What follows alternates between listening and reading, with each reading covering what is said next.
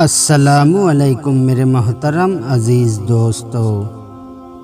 ایک بحری جہاز یعنی سمندری جہاز جس پر کافی بوجھ تھا، تجارت کا سامان اور تاجر اس جہاز کے اوپر سوار تھے۔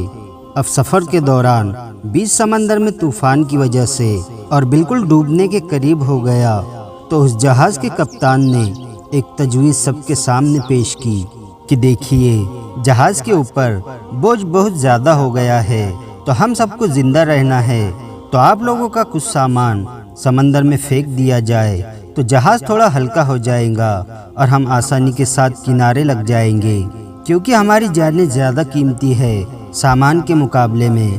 سب نے کپتان کی بات پر اتفاق کیا اور سب نے کہا کہ ایک جو سوداگر ہے یعنی ایک جو تاجر ہے وہ نیا ہے اور وہ کافی سامان لے کر آیا ہے، اس کا سامان پھینک دیا جائے سمندر میں، اس سے ہم ڈوبنے سے بچ جائیں گے، اور اس کا سامان جتنا ہے اگر اتنا پھینک دیا جائے تو ہمارا جہاز آسانی کے ساتھ کنارے لگ جائے گا۔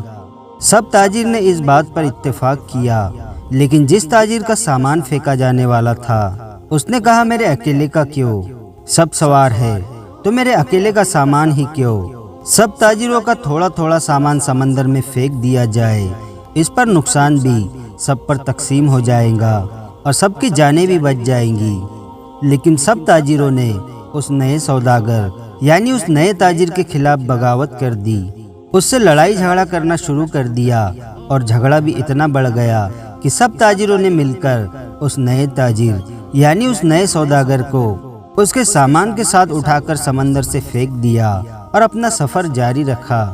تاجر کو سمندر میں پھینک دیا گیا، وہ تاجر بہت دیر تک سمندر کی لہروں سے لڑتا رہا، آخرکار تھک کر وہ بے ہوش ہو گیا۔ لیکن کچھ دیر بعد جب وہ ہوش میں آیا تو اسے معلوم ہوا کہ سمندری لہروں نے اسے کسی نامعلوم ویرانے جزیرے پر لا کر کنارے کر دیا ہے۔ وہاں نہ آدم ذات نہ دور دور تک کوئی ٹھکانہ تھا، بس چھوٹا سا جنگل اور پانی ہی پانی۔ سوداگر بڑی مشکل سے اٹھا اور سانس لی، یہاں تک کہ وہ چل بھی نہیں پا رہا تھا۔ وہ گھٹنوں کے بل گر گیا اور کہا کہ اللہ، اس مشکل صورتحال میں میری جان کو بچا لے، میری مدد فرما۔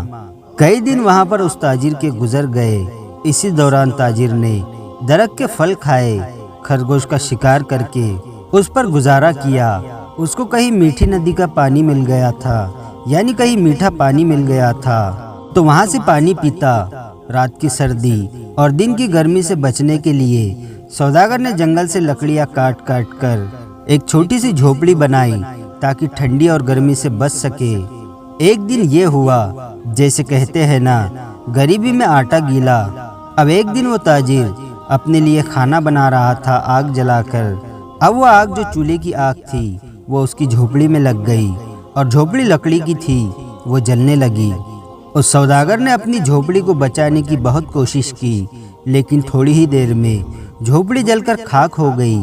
اب سوداگر تو بالکل زمین پر بیٹھ گیا اور آسمان کی طرف دیکھ کر کہنے لگا، چیخنے لگا، یا اللہ، میرے ساتھ ہی کیوں آخر میرے ساتھ ہی ایسا کیوں؟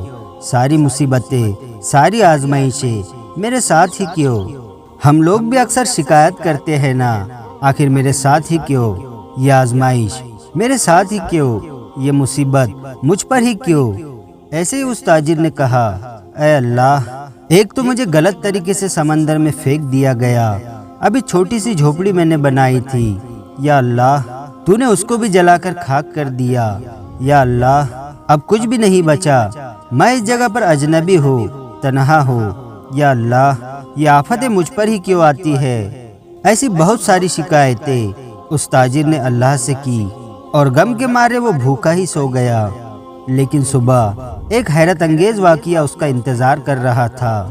جب وہ صبح اٹھا تو اس نے دیکھا کہ اس جزیرے کے قریب اسے ایک جہاز نظر آیا۔ کچھ لوگوں کو اس نے دیکھا جو اسے لینے کے لیے آئے تھے، اس کی مدد کرنے کے لیے آئے تھے۔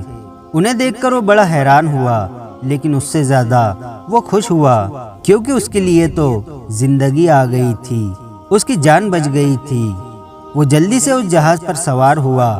خوشی کی شدت سے اس سوداگر کو یقین نہیں آ رہا تھا وہ جو چل رہا تھا اس کے ساتھ، اور جہاز والے اسے بچانے کے لیے آئے تھے۔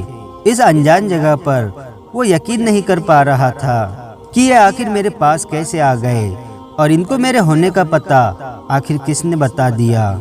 سوداگر نے ان جہاز والوں سے پوچھا، بھائیو ایک بات بتاؤ، تم نے مجھے کیسے ڈھونڈا؟ تمہیں آخر میرا ٹھکانہ کیسے ملا؟ یہ تو بالکل انجان اور اجنبی جگہ ہے۔ تو ان جہاز والوں نے جواب دیا، ہم نے یہاں پر دھواں اٹھتا ہوا دیکھا تھا، تو ہمیں ایسا لگا کوئی شخص ہمیں مدد کے لیے پکار رہا ہے، کیونکہ سمندر میں جب کوئی مصیبت میں پھنستا ہے تو وہ اسی طرح سے اشارے دیتا ہے، تو ہمیں ایسا لگا کہ کسی نے یہاں پر آگ جلائی ہے اور دھوئے کے ذریعے وہ ہم سے مدد کی پکار کر رہا ہے۔